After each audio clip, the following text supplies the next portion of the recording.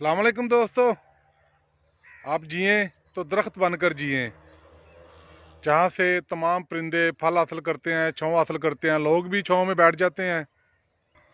दरख्त खुद तो सख्त धूप में होते हैं, लेकिन नीचे बैठने वालों को ठंडी छांव फराहम करते हैं।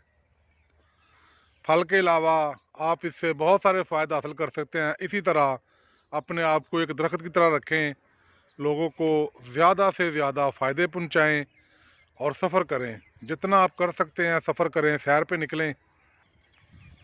सफ़र से आप बहुत कुछ सीखते हैं, और जब देखते हैं तो सीखते हैं कि आपको सामने बांसों का जंगल नज़र आ रहा है, लेकिन ये जंगल खुद लगाया गया है ताकि इसके ऊपर फसल को इस तरह चढ़ाया जा सके। वीडियो देखने का बहुत शुक्रिया। शाद रहें, आबाद रहें। खुदा हाफ़िज़।